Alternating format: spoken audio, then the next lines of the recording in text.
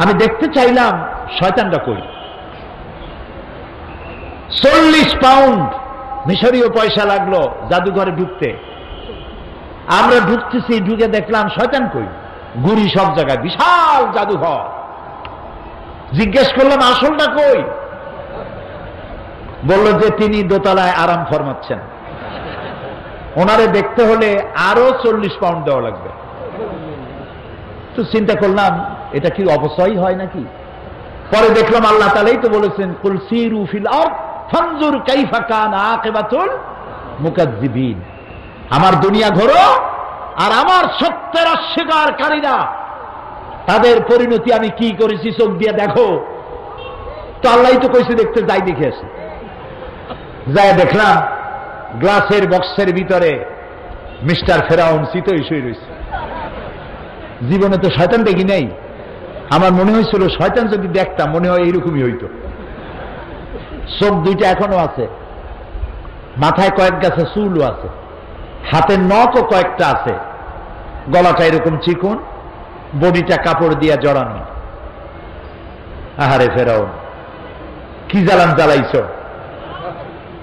মুসা আলাইহিস সালাম অনেক সময় তাকায় দেখলাম, আমার মন ফিরে গেল 3500 বছর আগের কোরআনের পাতায়, ইতিহাসের পাতায়। এই ফেরাউন মুসা আলাইহিস সালামকে তাড়া করেছে। মুসা আলাইহিস সালাম সাগর তীরে বসে আছেন। সাথীরা বললেন, ইয়া মুসা ইন্না লামুদরাকুন, আমরা তো পাকড়াও হয়ে গেলাম, সালাসে আক্রমণ 3 দিক থেকে আমাদেরকে ঘেরাও করেছে, পালাবার তো রাস্তা নাই। মুসা আলাইহিস সালাম বললেন, কাল্লা, কখনো নয়, কখনো নয়, রব্বি সাইয়াহদিন, অবশ্যই আমার আল্লাহ আমার পথ বের করে দিবেন। সুবহানাল্লাহ, তো আসতে কইলেন, এর নাম নবীর ঈমান। আপনারা কি ভয় পান? কত দলে জোট বানাইল, এটা ভয় পাওয়ার কোনো কারণ নয়। মুসলমানদের জন্য আল্লাহ তাআলা যথেষ্ট। আলাইসাল্লাহু বিকাফিন আবদা, আল্লাহ তাআলা বলছেন আমি আমার বান্দার জন্য যথেষ্ট নই। আরে বেটারা কও, অবশ্যই যথেষ্ট। আবার জোরে বলো। মুসা আলাইহিস সালাম বললেন, ভয় পাইও না, আমি যার গোলামি করি তিনি আমারে পথ করে দেবেন। মুসা আলাইহিস সালাম লক্ষ্য করলেন, হঠাৎ করে সামনের দিকে দরিয়া ফাঁক হয়ে গেছে, পানি প্রাচীর হয়ে গেছে, মাঝখান দিয়ে রাস্তা তৈরি হয়ে গেছে সাগরের মধ্য দিয়া। মুসা আলাইহিস সালাম তার দলবল নিয়ে রওনা করলেন। মাঝখানে এসেছেন ফেরাউন তার দলবল নিয়ে। দরিয়ার পাশে এসে দেখে, মাশাআল্লাহ, এ তো গ্র্যান্ড ট্রাঙ্ক রোড। ও মনে করছে ওর বাজানের তৈরি করে রাস্তা। দলবল নিয়ে ঢুকলো। ও যখন মাঝখানে, আল্লাহ মুসা আলাইহিস সালাম উঠাই দিয়েছেন ওপার, ঠিক জায়গা মতো গেছে। ইন্না বাতশা রাব্বিকা লাশাদীদ, এবার পাকড়াও এসে গেছে। আল্লাহ তাআলা বললেন, পানি বন্ধ কর, রাস্তা বন্ধ কর। আল্লাহর কি এত কথা বলার দরকার আছে? না। কি বলছিল? কোন? 2টা অক্ষরের মালিক, কাফ আর নুন। কুন, দেন দেয়ার হয়ে যায়।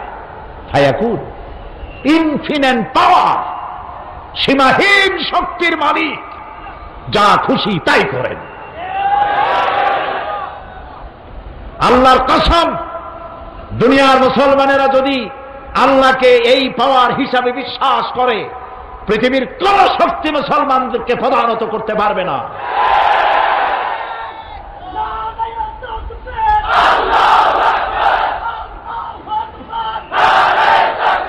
বাস, রাস্তা বন্ধ হয়ে গেল। সাথী সঙ্গী যা ছিল কয়েক চুবনির মধ্যে শেষ। এখন ফেরাউন একা সাগরের উত্তাল ঢেউয়ের মধ্যে একবার নিচে চলে যায়, আবার উপরে ভেসে ওঠে। পানি খাইতে খাইতে পেট গেছে পটকা মাছের সাইজ হইয়া। পটকা মাছ বলেন না? চট্টগ্রামে কি কয় না, কি এর পুঁটি মাছ চিনে না? শুনে পটকা, মানে ফু দিলে পেট ফোলে, ক্রমান্বয়ে ফোলে, খাইলে মানুষ মরে। কি কয়? পোটকাই ঠিক আছে। আর আমি এটাও বুঝি না, পত্র পত্রিকা প্রায় আসে পোটকা খাইয়ে মরছে, তারপরেও মানুষ যে কে খায় এগুলা অনলাইনে পত্রিকায় দেখে যে পোটকা খাইয়া অমুক এলাকায় এতগুলো মানুষ মরছে। পোটকায় লাগছে কি? এত খান কেন?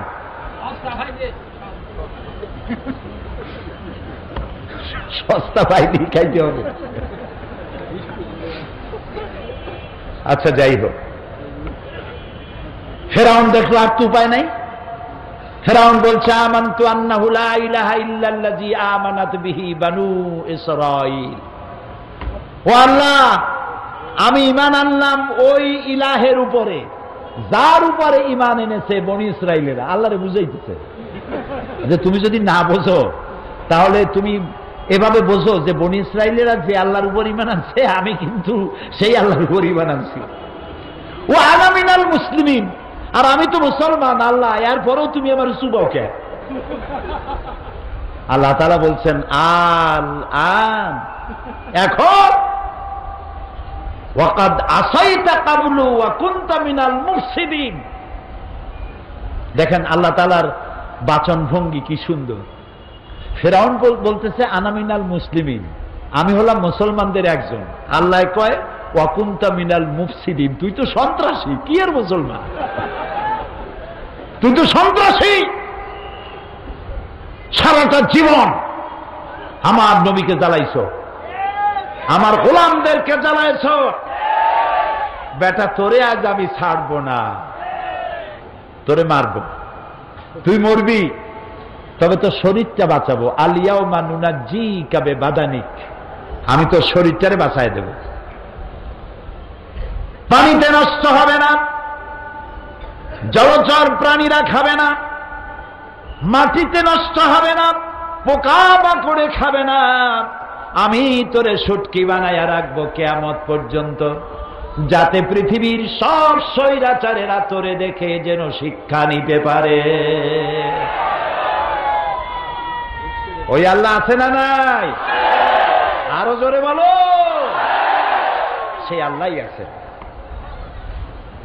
বর্তমানে নব্য ফেরাউন, নব্য নমরুদ, পৃথিবীর নতুন নতুন স্বৈরাচার যারা হবে, আল্লাহ তাদের ইন্তেকাম নেওয়ার জন্য আমার আল্লাহ যথেষ্ট। ঠিক না? প্রিয় ভাই সব, চলুন মিশর থেকে ফিরে আসি বাংলাদেশে। আবার সময় হলে সেখানকার কথা আরো শোনাবো ইনশাআল্লাহ। বলতেছিলাম যে আল্লাহ রাব্বুল আলামিন, আল্লাহ রাব্বুল আলামিন এই পৃথিবীর মানুষগুলিকে ধনী এবং দরিদ্র দুই ভাগে ভাগ করেছেন। সেই ধনী এবং দরিদ্র দুই ভাগে ভাগ করে শ্রেণী হয়েছে। এই শ্রেণীগুলিকে সমভাবে অর্থনৈতিক বিলিবন্টনের ব্যবস্থাও করেছেন আল্লাহ তাআলা নিজেই। এবং আল্লাহর দেওয়া ব্যবস্থাপনার চাইতে সুন্দর ব্যবস্থাপনা পৃথিবীতে আর হতে পারে না। ইসলাম প্রচারের প্রথম দিনেই আল্লাহ রাব্বুল আলামিন মানুষকে জানায় দিলেন, মানুষের জন্য মানুষ চায়, ক্ষুধার সময় খাবার চায়, আর ভীতির সময় কি চায়? নিরাপত্তা। বলেন কি চায়? আল্লাহ রাব্বুল আলামিন কোরআনে কারীমের মধ্যে বলেছেন ফালইয়াবুদু রাব্ব হাযাল বাইত আল্লাযী আত'আমাহুম মিন জু'ইন ওয়া আমানাহুম মিন খাউফ। কাবা শরীফের দরওয়াজায় এই সূরাটি লেখা আছে। কাবা শরীফের ভিতরে আল্লাহ রাব্বুল আলামিন আমার জীবনে একবার ঢোকার তৌফিক দিয়েছিলেন। আলহামদুলিল্লাহ। আমার চোখের সামনে অনেক রাজা বাদশা আমার চোখের সামনে ঢুকছে। জীবনে বহুবার আল্লাহ নিয়েছেন। বাইরে দাঁড়াই এতিমের মতো কাঁদছি যে আল্লাহ এই ঘরটার মধ্যে যদি একবার ঢুকতে পারতাম কুয়েত এবং ইরাকে যেবার যুদ্ধ বাঁধল, সেই যুদ্ধের মীমাংসা বৈঠক আহ্বান করলেন বাদশাহ ফাহাদ। তাতে পৃথিবী থেকে 400 মেহমানদেরকে দাওয়াত দিলেন মীমাংসা বৈঠকে। কেমনে কেমনে আমার মতো একটা ভাঙ্গাছেড়া মানুষও দাওয়াত পাইল। আমি যখন প্লেনে উঠেছি, তখন আমার মনের মধ্যে একটা চিন্তা হলো, সারা জীবন যে আশাটা করতেছিলাম, আল্লাহ যদি এইবার এটা পুরো করতেন। আমাদেরকে হোটেলে নিয়ে জায়গা দেওয়া হলো। এশার নামাজের পর একটা ব্রিফ কেস দিল সমস্ত মেহমানদেরকে। ব্রিফ কেসের ভিতরে কাবা শরীফের গেলাপ পাইলাম, আতর পাইলাম, জায়নামাজ পাইলাম, আর পেলাম অনুষ্ঠান সূচি। অনুষ্ঠান সূচিতে লেখা 3 দিনের সমাপনী দিবস, 3 দিন কনফারেন্সের শেষ দিন, ওটা বৃহস্পতিবার দিবাগত রাত। শুক্রবার সকাল 7:30টায় মেহমানদের জন্য কাবা শরীফের দরজা খুলে দেওয়া হবে। আমি তো পড়িয়া আমার চোখে তখন পানি এসে গেছে। বৃহস্পতিবার রাত্রে সকালের অপেক্ষার করি নেই, গোসল করে নতুন কাপড় চোপড় পরে সারা রাত তাওয়াফ করেছি, নামাজ পড়ে। অধিনায়ক তিনি উঠলেন, 3 নম্বরে আল্লাহ তার গোলামকে চান্স করে দিলেন। ভিতরে ঢুকে তখন তো আর কাবা একদিকে নাই, চারোদিকে কাবা। চারোদিকে দুরাঘাত নামাজ পড়ে আল্লাহর ঘরের মাঝখানে সেজদায় পড়ে গেলাম। প্রায় আধা ঘন্টা জনমের মতো কান্নাম, যা মনে আসলো বলতে থাকলাম। হঠাৎ আমার মনে চিন্তা আসলো, আমি বুঝি অন্যান্য মেহমানদের উপরে জুলুম করতেছি, কারণ এই ঘরের মধ্যে 20-22 জনের বেশি লোক ধরে না। তা আমরা যত দেরি করব তাদের উঠতে তত দেরি হবে। তাড়াতাড়ি উঠলাম। আমি দাঁড়িয়ে দেখি আমার পাশে দাঁড়ানো রাজশাহী বিশ্ববিদ্যালয়ের প্রাক্তন ভাইস চ্যান্সেলর মরহুম ডক্টর M.A. বারী। বুড়া মানুষ, সাদা দাড়ি, চোখ দিয়া বদনার নালের মতো পানি পড়ছে, দাড়ি ভিজে ভিজে পড়ছে। আমাকে আঙ্গুল দিয়ে দেখালেন কাবার দরজার দিকে। আমার চোখ গিয়ে পড়ল কাবার দরজার উপরে, যেখানে উনি আঙ্গুল দিয়ে দেখালেন সেখানে লেখা আছে, ওয়াকালা রাব্বুকুম উদউনি আস্তাজিব লাকুম। তোমার রব তোমাকে বলছে আমারে ডাকো, আমি ডাকের সাড়া দেব। আমি আবারও কাঁদলাম, আল্লাহ আমার কাম আমি করছি, এবার জবাব দেওয়ার মালিক তো তুমি। আল্লাহুম্মা লা তারুদ্দানা খাইবিন।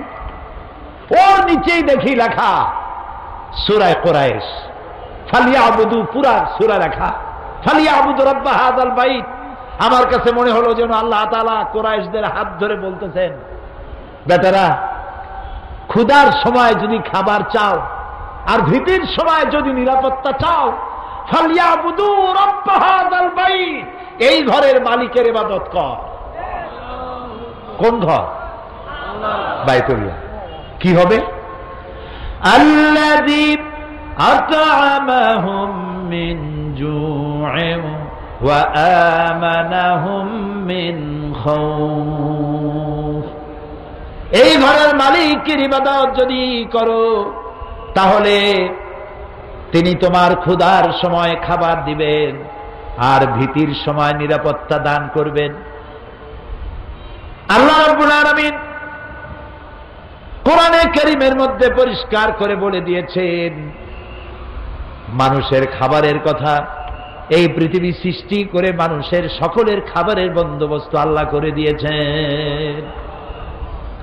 ইসলাম শুধু নামাজ রোজা হজ যাকাতের ধর্ম নয়। নামাজ রোজা হজ যাকাত তো বটেই, আপনাকে কাজ করতে বলা হয়েছে।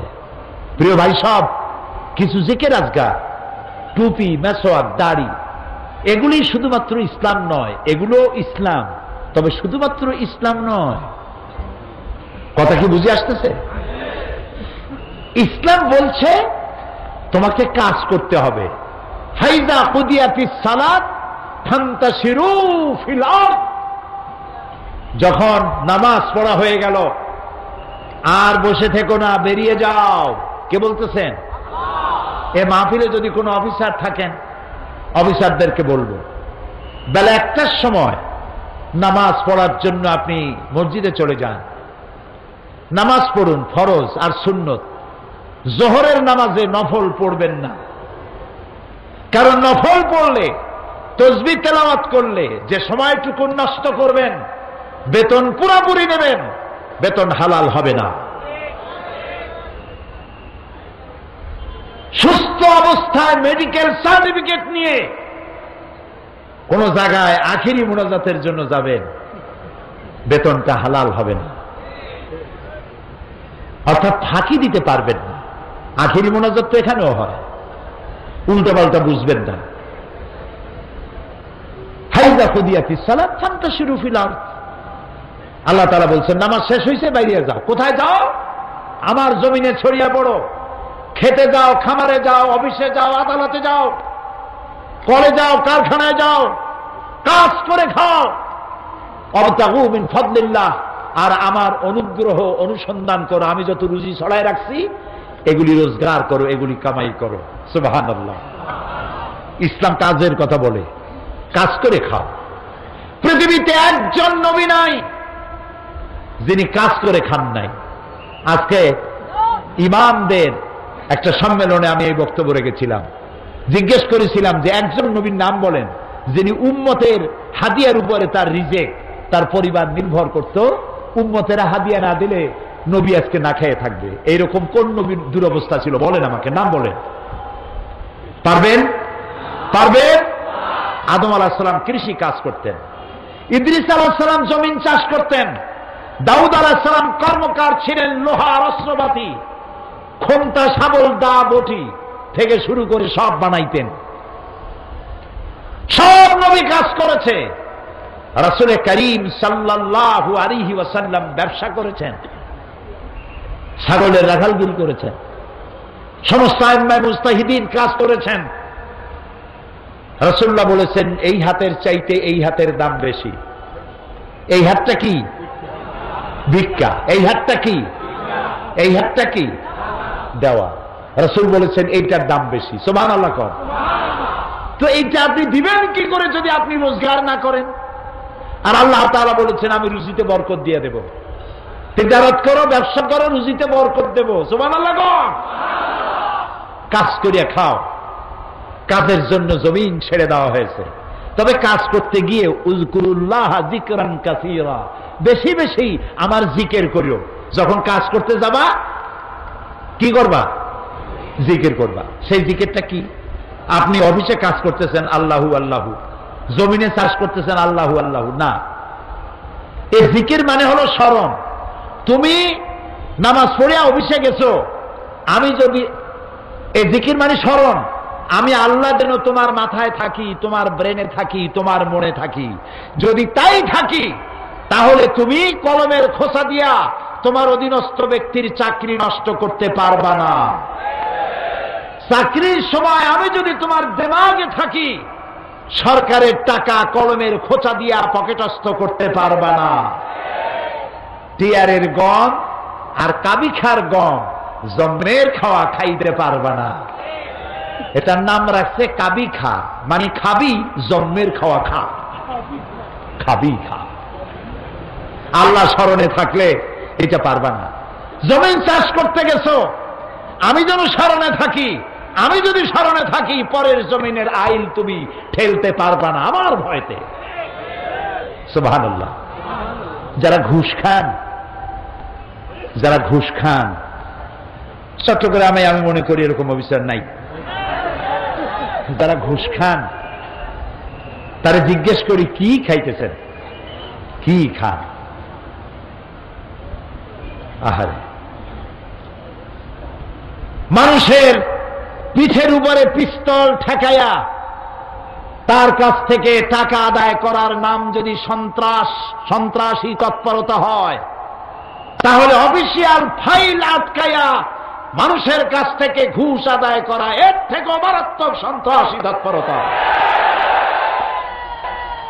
অশিক্ষিত, নিরক্ষর, ভিক্ষুক, প্রতিবন্ধী যদি মানুষের কাছ থেকে হাত পেতে খয়রাত নেয়, এটার নাম যদি ভিক্ষা হয়, তাহলে শিক্ষিত মানুষ সরকারের চেয়ারে বসে আনডিউ ফেভার।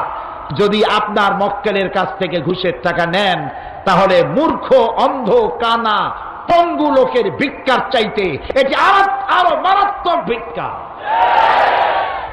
শান্তি পাবেন না, শান্তি পাবেন না। বহু টাকা ঘুষ খাইছেন, ঘুম হবে না, ঘুম হবে না। মনের মধ্যে সব চিন্তা, হায় হায় কোন সর্বনাশ, কোন ফাঁক দিয়া বন্দুকের গুলি এসে আমার বুকটারে জাজরা করে দেয়। হযরত ওমর রাদিয়াল্লাহু তাআলা আনহু, ইসলাম কারে কয় বাবা, ইসলাম কাকে বলে?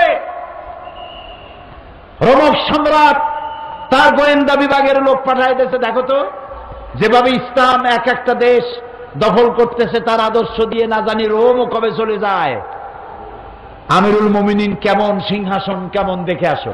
রোমের বাদশাহ, রোমের গোয়েন্দা বিভাগ আসলো, মদিনায় ঢুকে সাহাবীদের জিজ্ঞেস করছেন, আইনা মালিকুকুম, তোমাদের বাদশা কই? তারা বললো যে আমাদের জন্য কোনো বাদশা হয় না, বাল্লানা আমির, আমাদের জন্য একজন আমির হয়। আচ্ছা হলো আমির, সেই আমির কই? কয় যে কোথায় তা জানি না, তবে শুনেছি ওনার উট হারায় গেছে, উট তালাশ করতে গেছে। আশ্চর্য কথা, আমিরুল মুমিনিন অর্ধেকটা পৃথিবীর প্রেসিডেন্ট, উট হারায় গেছে তালাশ করতে গেছে নিজে। কোন দিকে গেছে? কয় শুনছি এই দিকে গেছে। গোয়েন্দা বিভাগের প্রধান সেই দিকে গেল, যাইয়া দেখতে পেল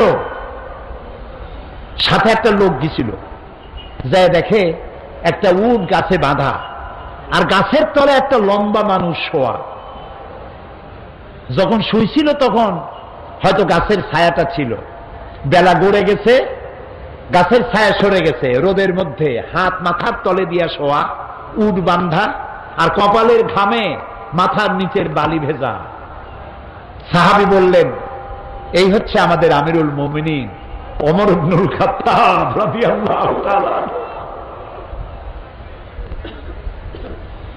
রোমের গোয়েন্দা বিভাগের প্রধান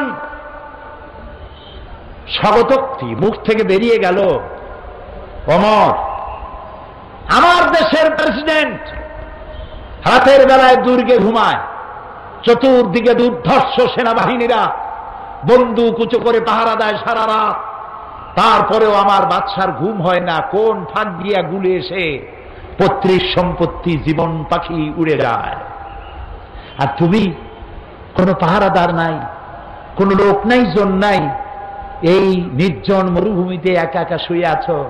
নিশ্চয়ই তুমি তোমার জনগণের হক আদায় করেছো, তাই তোমার পাহারাদারের দরকার নাই। যিনি তোমারে বানাইছে সেই আল্লাহই তোমার পাহারাদার। এর নাম ইসলাম। শুধু নামাজ, রোজা, হজ, যাকাতের নাম ইসলাম নয়, এর নাম ইসলাম। রুজি রোজগার করার জন্য সমস্ত নবীরা কাজ করেছেন, সাহাবায়ে কেরাম কাজ করেছেন, ক্ষুধায় কষ্ট করেছেন, ক্ষুধার যন্ত্রণায় ছটফট করেছেন সাহাবায়ে কেরাম। নবী করিম সাল্লাল্লাহু আলাইহি ওয়াসাল্লাম দুয়ারে দুয়ারে খাবার পৌঁছাইছেন, নিজে কষ্ট করেছেন। প্রিয় ভাই সব, হযরত ওমর রাদিয়াল্লাহু তাআলা আনহু মসজিদ নববীর ভিতরে বসে দেখলেন জোহরের সময় কয়েকটা লোক বসা, আসরেও তারা, মাগরিবেও তারা, এশায়ও তারা, পরের দিন ফজরেও তারা। জিজ্ঞেস করলেন, এই বেটারা তোমরা কারা? প্রত্যেক নামাজে এক জায়গায় দেখি, বললো যে আমরা আল্লাহর ইবাদত করি, জিকির আজকার করি। তো তোমরা খাও কি? কয় যে আল্লাহ ভরসা করে আছি, আমাদের এই জায়গায় জিকির আজকার করতে দেখিয়া এলাকার লোকেরা রান দিয়ে আমাদেরকে খাওয়ায়। কয় তাহলে তো তোমরা আল্লাহরে ভরসা করো না, তোমরা তো মানুষের উপর ভরসা করে আছো। শোনো, আগামীকাল এটা তো ফজর গেল, আজকের জোহরের নামাজের পর যদি এই জায়গায় তোমাদেরকে বসা দেখি, ব্যাট মেরে মসজিদ থেকে বের করে দেব। এটা ইসলাম নয় যে তুমি কাজ করবে না, বসে বসে খাবে, এর নাম ইসলাম নয়। তুমি নিজে কাজ করবে, নিজের জন্য, অন্যের জন্য কাজ করো, এটি হলো ইসলামের নির্দেশ। সুতরাং ইসলাম নামাজ, রোজা, হজ, যাকাত নিয়েই শুধু আসে নাই, এসেছে মানবতার কল্যাণের জন্য, মানবতার মুক্তির জন্য। সুবহানাল্লাহি ওয়া বিহামদিহি, সুবহানাল্লাহি ওয়া বিহামদিহি। আল্লাহ তাআলা রাসূল বলেছেন তিনটা কাম করো। কয়টা কাম? তিনটা কাম করো। আফশুস সালাম ওয়া আতইমুত তুআম ওয়া সাল্লু ওয়ান্নাসু নিয়াম তাদখুলুল জান্নাতা বিসসালাম। সুবহানাল্লাহ। আফসুস সালাম, সালামের প্রচলন করো, খালি সালাম দাও। কালকে বলছিলাম না, মনে আছে? এই যে দেখা হইলো আসসালামু আলাইকুম, রাস্তায় দেখা হবে আসসালামু আলাইকুম। হযরতে আব্দুল্লাহ বিন ওমর রাদিয়াল্লাহু তাআলা আনহুমা ঘন বাজারে যাইতেন। একজন সাহাবী তারে জিজ্ঞেস করেন, আচ্ছা আপনি কি রাসূলের ওই হাদিস শোনেন নাই? বলে কোন হাদিস? যে রাসূলুল্লাহ বলেছেন সবথেকে উৎকৃষ্ট জায়গা কোনটা? বলেন। নিকৃষ্ট জায়গা বাজার। এই হাদিস জানেন না? বলে হ্যাঁ জানি। তো বারবার বাজারে আসেন কেন? আমি বড় বাজারে আসি, ওই হাদিস আমি জানি, কিন্তু আমি আসি অন্য কারণে। এইখানে বেশি মানুষের দেখতে দেখা হয় আর কোনো সালাম দেই, আমার সওয়াব হয় বেশি। আহারে মুসলমান, একজন আর একজনের সাথে দেখা হবে আসসালামু আলাইকুম ওয়া রাহমাতুল্লাহ, বিনা পয়সায় দোয়া। আর একজন কবি ওয়ালাইকুম আসসালাম ওয়া রাহমাতুল্লাহি ওয়া বারাকাতুহু ওয়া মাগফিরাতুহু ওয়া রিদওয়ানুহু ওয়া জান্নাতুহু। সুবহানাল্লাহ। যত বেশি শব্দ প্রয়োগ করবেন ততই 10 করে নেকি হইতে থাকবে। এরপরে হাত মিলাবেন। অনেকে হাত খালি ছোঁয় আঙ্গুলের মাথা, কেউ একটু দেয়, কেউ সবটা দেয়, কেউ সবটা দিয়ে ধরিয়া এরকম ঝাঁকায়। ওর চিন্তা যত ঝাঁকি তত নেকি। এটা একটা বাজে কথা। প্রিয় ভাই সব, রাসূলুল্লাহ বলছেন সালাম দাও, বেশি করে সালাম দাও। ওয়া আত'ইমুত তাআম, আর মানুষকে খাইতে দাও। জাহান্নামে যারা যাবে কারণ হবে দুইটা, অনেক কারণের মতো কারণ হবে কয়টা? দুইটা। ইয়াতাসাআলুনা আনিল মুজরিমিন মা সালাকাকুম ফি সাকার ক্বালু লাম নাকু মিনাল মুসাল্লিন ওয়া লাম নাকু নুত'ইমুল মিসকিন। জাহান্নামীদেরকে প্রশ্ন করা হবে, জাহান্নামে আসছে কেন? বলবে দুইটা কারণে, আমরা নামাজ পড়ি নাই আর এতিম মিসকিনকে খাইতে দেই নাই। নাউজুবিল্লাহ। বলেন নাউজুবিল্লাহ। এতিম মিসকিনকে খেতে দিবেন, মেহমানদের দাওয়াত দিবেন, বেশি করে খাওয়াবেন। শুধু নিজেই অন্যের বাড়িতে গিয়ে খাবেন না, মানুষকেও দাওয়াত দিয়ে খাওয়াবেন। তাহলে মহব্বত বাড়বে। কি বাড়বে? মহব্বত বাড়বে। আর একটা কি? ওয়াসাল্লু ওয়ান্নাসু নিয়াম, আর নামাজ পড়তে দাঁড়াও ওই সময় যখন মানুষেরা সব ঘুমাইয়া যায়। কোন সময়? রাতে। রাতে কোন অংশে? অর্ধেক, এরপরে অথবা তৃতীয় অংশে। এই সময় নামাজটা কেন? কারণ আল্লাহর কাছে, মানুষের কাছে, সব মুমিনের কাছে সব থেকে প্রিয়তম কে? সবাইকে বলতে হবে কে? সুতরাং মানুষ যখন প্রেম করে, ভালোবাসা করার জন্য নোটিশ দেয় না, বিজ্ঞাপন ছাপায় না, রেডিও টেলিভিশনে বিজ্ঞাপন দেয় না। প্রেম করে কিভাবে? গোপনে। গোপনে প্রেম করার জন্য আল্লাহর সাথে দিনের কোলাহল আল্লাহ বন্ধ করে দেন। আল্লাহ রাব্বুল আলামিন বলেন, ওয়াজআলনান নাহারা মাআশা, দিন বানিয়েছি রুজি রোজগার করার জন্য, রিজিক কামাই করার জন্য। ওয়াজআলনাল লাইলা লিবাসা ওয়াজআলনা নাওমাকুম সুবাতা, রাত বানালাম আমি তোমাদের জন্য শান্তির বাহন করে, আচ্ছাদন দিলাম, ঘুমকে বাহন করলাম। এই সুন্দর রাতে সব মানুষ ঘুমিয়ে গেছে, বান্দা এই সময় ঘুমের থেকে জাগো, আমারে সেজদা দাও, সেজদার ভিতরে তোমার যা বলার আছে আমারে বলো। আল্লাহ রাব্বুল আলামিন চতুর্থ আসমানে এসে যান অথবা প্রথম আকাশে আসেন। हर हमेशा देने को तैयार है, हर हमेशा देने को तैयार है, जो न मांगे उससे वो बेजार है। সব সময় দিতে প্রস্তুত আল্লাহ রাব্বুল আলামিন। যে চায় না আল্লাহ রাব্বুল আলামিন তার প্রতি নারাজ হয়ে যায়। গভীর রাত্রি সিজদার ভিতরে গিয়ে মানুষ যখন কাঁদতে থাকে, আল্লাহ রাব্বুল আলামিন ফেরেশতাদেরকে জিজ্ঞেস করেন, আমার ফেরেশতারা পৃথিবীতে মানুষ যখন সব ঘুমানো, আমার এই বান্দাগুলি কান্দে কেন, বান্দিরা কান্দে কেন? ফেরেশতারা বলে, রব্বুল আলামিন ওরা গুনাহ করেছে, তোমার কাছে মাপ চায়, জাহান্নাম থেকে মুক্তি চায়। আল্লাহ প্রশ্ন করেন, ওরা আমার জাহান্নাম দেখেছে নাকি, আমারে দেখেছে নাকি, বেহেশত দেখেছে নাকি? তারা বলবে না, দেখে নাই। রব্বুল আলামিন বলেন, ও আমার ফেরেশতারা, আমার এই বান্দাগুলি আমারে দেখে নাই, ফেরেশতা দেখে নাই, জাহান্নাম দেখে নাই, হাসর নসর কিছুই দেখে নাই, শুধু আমার কোরআনের কথা, আমার নবীর কথা বিশ্বাস করে যেভাবে তারা কাঁদতেছে, তোমরা সাক্ষী থেকে যাও, আমার এই ক্রন্দনরত বান্দাগুলিরে আমি মাফ করে দিলাম। সুতরাং নবীজির কথা মতো যারা সালামের প্রচলন করবেন, মেহমানদের খাওয়াবেন, রাতের বেলায় জেগে নামাজ আদায় করবেন, আল্লাহ রাব্বুল আলামিন তাদেরকে, নবীজি বলেন, তাদখুলুল জান্নাতা বিসসালাম, আল্লাহ তাআলা শান্তির সাথে তাদেরকে জান্নাতে প্রবেশ করাবেন। এই পৃথিবী হচ্ছে মানবতার কল্যাণের জন্য, মানব সভ্যতা বিকাশের জন্য, এই পৃথিবীকে সুন্দর করে সাজিয়ে গুছিয়ে রাখার জন্য আল্লাহ মুসলমানদেরকে দায়িত্ব দিয়েছেন। এটার নামই হচ্ছে ইসলাম। ইসলাম মানবতার কল্যাণ নিয়ে এসেছে, ভালোবাসা নিয়ে এসেছে, মোহব্বত নিয়ে এসেছে। ক্ষমতায় যাইয়া মন্ত্রী হবেন, এমপি হবেন, খাওয়ার চোটে এক একজনের পেট 3টা তরমুজের সাইজ হয়ে যাবে, এই জন্য ক্ষমতায় যাওয়া নয়। কিছু লোক আছে, হায় হায়, ক্ষমতা পাইয়া এমন খাওয়া খাইছে, পেটটারে এত মোটা করছে, কোন রুমের মধ্যে ঢুকতে হলে হাত দিয়ে দরজা খোলার দরকার হয় না, পেটের ধাক্কায় দরজার কাম সারা। আছে না এমন? হযরত ওমর রাদিয়াল্লাহু তাআলা আনহু রাসূলের শিক্ষায় শিক্ষিত, কোরআনের শিক্ষায় শিক্ষিত আমিরুল মুমিনিন, রাতের বেলায় ঘুরছেন, প্রজা পুঞ্জরা খাইয়ে আছে না না খেয়ে আছে, ইসলাম কারে কয়? তিনি দেখতে পেলেন একটা বাড়ির ভিতরে একটা পুরুষ বারবার ঢোকে আর বের হয়, ঢোকে আর বের হয়, গভীর রাত। গিয়ে প্রশ্ন করলেন, এই মিয়া, তুমি এই বাড়ির মধ্যে বারবার ঢোকে আর বাইর হও কেন, তুমি কেডা? কয় যে পথিক, আমি তো এই বাড়ির মালিক, তাই এইবার বারবার ভেতরে ঢোকো আর বাইর হও কেন? বলছে পথিক সে চেনে নাই আমিরুল মুমিনিনকে। বলছে, আমার মতো বিপদে জীবনে কেউ পড়ে না। বলে কিরকম?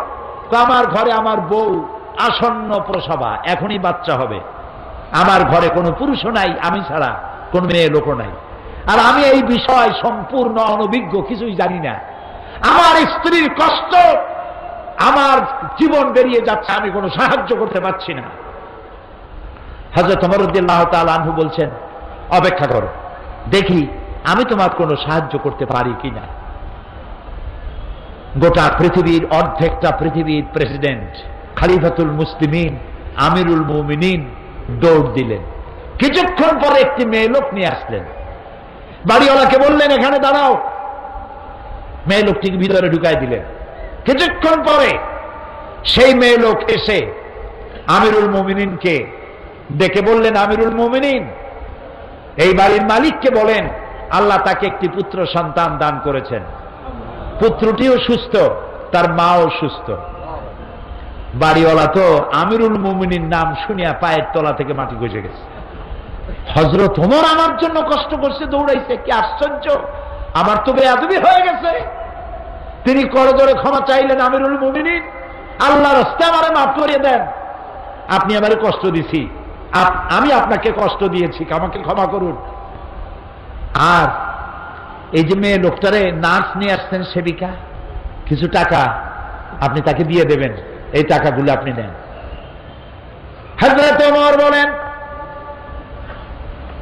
ও আল্লাহর বান্দা, আমার কাছে ক্ষমা চাইও না, আমার কাছে ক্ষমা চাওয়া উল্টা হবে, কারণ তুমি আমার এলাকার ভিতরে বসবাস করো, তোমার এই কষ্টের কথা তুমি জানাবার আগে আমি নিজেই জেনে যে খেদমত দিতে পারি নাই, এজন্য কিয়ামতের দিন ওমরকে আল্লাহর দরবারে তুমি আসামি বানাইও না। আর যে মেয়ে লোকটিকে টাকা দিতে চাও, ওই মেয়ে লোকটি কোনো পেশাদার নার্স নয়, সেবিকা নয়, যেই মেয়ে লোকটি দিয়ে আমি তোমার স্ত্রীর খেদমত করালাম ওই মেয়ে লোকটি আমার স্ত্রী। সুবহানাল্লাহ। এর নাম ইসলাম, এর নাম ইসলাম। শুধু নামাজ রোজা হজ যাকাতের জন্য নয়, নামাজ রোজা কম্পালসারি ডিউটি। দাড়ি রাখা মুসলমানের আলামত, মেসওয়াক করা, সুরমা লাগানো, লম্বা জামা গায়ে দেওয়া, এগুলি ইউনিফর্ম। কিন্তু মূল স্পিরিট, আসল জিনিসটা হারায় ফেলেছি, খোলস হারায় ফেলেছি। মূল জিনিস হারাইয়া খোলস ধরে আছি। হ্যাঁ, পাগড়ি আমার দরকার, এটা আমার শেয়ার। আমার পাগড়ি প্রয়োজন, আমার টুপি প্রয়োজন, আমার দাড়ি প্রয়োজন, আমার লম্বা জামা প্রয়োজন, আমার তসবিহ প্রয়োজন। কিন্তু সব থেকে বড় প্রয়োজন ছিল মানব প্রেম।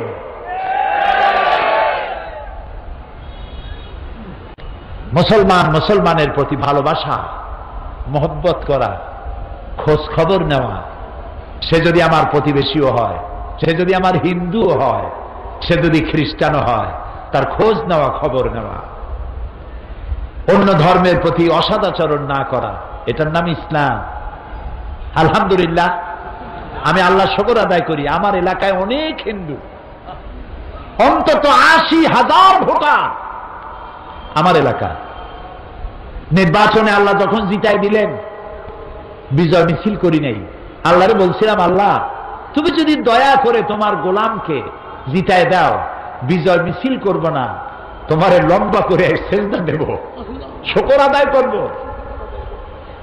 জনসভা করেছি এবং পুলিশকে নির্দেশ দিয়েছি, আমার এলাকায় অনেক হিন্দু আছে, যদি কোনো হিন্দু অত্যাচারিত হয়েছে, কোন হিন্দু রমণী অত্যাচারিত হয়েছে, কোন মন্দিরের উপরে নির্যাতন করা হয়েছে, ভেঙে দেওয়া হয়েছে, এই রিপোর্ট যদি পাও, যে মুসলমান করবে তাকে ধরে এনে লাইট পোস্টের সাথে বেঁধে 24 ঘন্টা পেটাবে, অন্তত 6 মাসের ভেতরে যেন বাপের নাম তার মনে না আসে।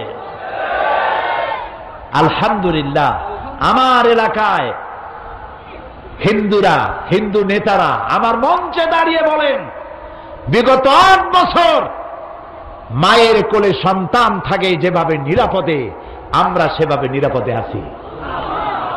আমি তাদের বক্তব্য শুনে কান্দি আর আল্লাহর সাথে বিনয়ের সাথে সেজদা দেই, মাবুদ এই তো মুসলমানের কাজ, এটা সব জায়গায় হওয়া উচিত। আমার দ্বারা হিন্দু নির্যাতিত হবে না, আমি মুসলমান। হযরত আমর ইবনুল আস রাদিয়াল্লাহু তাআলা আনহু মিশর দখল করলেন। গির্জার ঈসা আলাইহিস সালামের মূর্তির নাক কে যেন ভেঙে দিল, খ্রিস্টানেরা এসে নালিশ করল। হযরত আমর ইবনুল আস রাদিয়াল্লাহু তাআলা আনহু সারা দেশ তোলপাড় করলেন, কে এই কাজ করেছে, ধরো তাকে। আসামি খুঁজে পাওয়া গেল না। আমর ইবনুল আস রাদিয়াল্লাহু তাআলা আনহু তিনি খ্রিস্টানদেরকে ডাকলেন, খাট থেকে তরবারি বের করে পাদ্রীর হাতে তুলে দিলেন। খ্রিস্টানের পাদ্রী, এই নাও তরবারি, আমি তোমার ঈসা আলাইহিস সালাম আমারও নবী, তার নাক কে ভেঙেছে আমি আসামি খুঁজে পাই নাই, কিন্তু তার নাক ভাঙ্গে তোমার কলিজায়, খ্রিস্টানদের কলিজায় আঘাত দিয়েছে যে দুর্বৃত্ত, তাকে তো আমি পেলাম না, কিন্তু এই দেশ আমি দখল করেছি, আমার নেতৃত্বে দেশ দখল হয়েছে, এই অপরাধের বোঝা আমারও। এই তরবারি নাও, আমি এদের খলিফা, আমি মিশরের গভর্নর, এই তরবারি দিয়ে আমার নাক কেটে দিয়ে মুসলমানের কলিজা আঘাত দাও। পাদ্রী বলল, যেই জাতের মুসলমানদের শাসক পরধর্মের প্রতি এত শ্রদ্ধাশীল, আমি আর খামোখা খ্রিস্টান থাকি কেন? লা ইলাহা ইল্লাল্লাহু মুহাম্মাদুর রাসূলুল্লাহ। প্রিয় ভাই, এর নাম ইসলাম। এখানে বর্ণবাদ নাই, সাম্প্রদায়িক সম্প্রীতির বিনষ্টকারী কোনো শক্তি এখানে নাই, এখানে মারামারি নাই, কাটাকাটি নাই, এখানে সন্ত্রাসের কোনো অবস্থান নাই।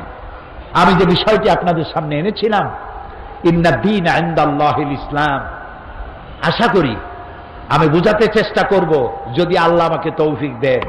শেষ করতে পারলাম না আজও, দেখা যাক কাল কি করা যায়। দাঁড়ানো ভাইয়েরা বসুন, মুনাজাতে অংশ নিন, একজনও দাঁড়িয়ে থাকবেন না, সব বসুন। আগামীকাল তৃতীয় দিবস, একদিন একদিন করে চলে যাবে, এ মাঠ শূন্য হয়ে যাবে। আল্লাহর এই কালাম প্রচারিত হোক বিশ্বজুড়ে, বছরের পর বছর, শতাব্দীর পর শতাব্দী, সহস্রাব্দীর পর সহস্রাব্দী, অনন্তকাল ধরে মানুষ যেন ইসলামের সুশীতল ছায়ায় আশ্রয় নিতে কেউ ভয় না পায়। এর থেকে শান্তি পৃথিবীতে আর নাই। মানুষে মানুষে এত শান্তির ধর্ম, এত শান্তির ব্যবস্থা আর কারো নাই। কারণ ইসলাম কোন মানুষের তৈরি করা নয়, কোন নবীর তৈরি করা নয়। ইসলাম কার? আবারও বলুন। আমরা ধন্য, সেই ইসলামের মধ্যে আল্লাহ তাআলা আমাদেরকে সৃষ্টি করেছেন। বাকি কথা কাল বলবো। শোনার জন্য ভাই বোন, মা বোন, আত্মীয় স্বজন সবাইকে ডেকে নিয়ে আসবেন যারা ইসলামকে সন্ত্রাসী, মৌলবাদী, ফান্ডামেন্টালিস্ট, উগ্রবাদী, ধর্মান্ধ এইসব গালাগালি দেয়, রিয়াকশনারি, প্রতিক্রিয়াশীল। ওরা মনে করে এইসব কঠিন কঠিন শব্দ মৌলবীরা বুঝবে না। আমরা যে আবার বুঝি, ওরা আবার তা বোঝে না। আমরা কি, ইসলাম কি, এই বিষয়টাই তুলে ধরবো ইনশাআল্লাহ। এবং এই বক্তব্য ছড়িয়ে যাবে বিশ্বময় ইনশাআল্লাহ। এবং এর দ্বারা হিন্দু, খ্রিস্টান, বৌদ্ধ, উপজাতীয়, নারী, পুরুষ আমরা একই মোহনায় চলে আসব ইনশাআল্লাহ। থাকবে না বিভেদ, থাকবে না সন্ত্রাস, পৃথিবী হবে এক শান্তির ঠিকানা ইনশাআল্লাহ। মোনাজাতের পর আজান হবে, বাজামাত নামাজ পড়ে যাবেন। মাওলানা শামসুদ্দিন আমাদের ভাই, আমাদের বন্ধু, আপনাদের প্রিয়, সর্বজন শ্রদ্ধেয় ব্যক্তিত্ব। তিনি আমার কাছে বারবার বলেন যে, প্রতি বছরই বলেন যে আমরা অনেক ঋণী আছি। তা আমি জানি কোরআনের মাহফিল আল্লাহ ঋণী রাখেন না, তাও কিন্তু আমরা সুবহানাল্লাহ কইতে পারলাম না। আপনাদের কাছ থেকে সুবহানাল্লাহ আমার এরকম আদায় করা লাগে কেন, কোন তো দেখি। আর লাগবে? আলহামদুলিল্লাহ, আলহামদুলিল্লাহ। প্রিয় ভাই, সব মেহেরবানি করে পকেটে করে টাকা নিয়ে আসবেন। এই টাকা কোথায় খরচ করবেন? একদিন মরে যাবেন, একদিন এই চেয়ারে সাইদি থাকবে না, হারিয়ে যাবে একদিন, এটাই স্বাভাবিক। মাওলানা শামসুদ্দিন থাকবে না, সাইদি থাকবে না। যেমন আব্দুল হাদ আল মাদানী, এত বড় নিয়ামত নাই, বাইতুল সর্বের পীর। আমি এইরকম পীর আর দেখি নেই, আমি দেখি নাই, আল্লাহ সাক্ষী, আমি দেখি নাই। আহারে, অনুসরণযোগ্য। মুরিদদের পয়সা দিয়ে নিজের বাড়ি বানায় নাই, মুরিদদের টাকা দিয়া সুপার মার্কেট করে নাই, টাকা দিয়া অসংখ্য মসজিদ করেছেন। নিজের বউ, নিজের সন্তান আর নিজের খাবারের জন্য মধু আর আতরের ব্যবসা করতেন। আমি জানি, আমি সাক্ষী। যে বাড়িতে তার স্ত্রী থাকেন, তিনি এখনো বেঁচে আছেন, ওই বাড়িটা 25-30 হাজার টাকা দিয়েও কেউ কিনবে না। সে পীরও আমরা হারাইছি। পীর খালি খালি নাম দিলে হয় না, হিংসার জ্বালায় কেবলমাত্র আমি ইসলাম করি আর কোন ইসলামী দল নাই, এরকম পাগল পৃথিবীতে তিনি ছিলেন না।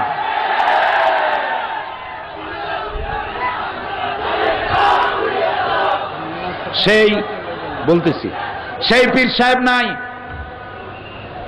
গারাঙ্গিয়ার পীর সাহেব নাই। তারপরে আমরা হারাইছি। এই মাহফিলে ওয়াজ করতেন, আমি বলতাম চট্টগ্রামের ওল্ড লায়ন, নাম কি? সিদ্দিক আজাদ।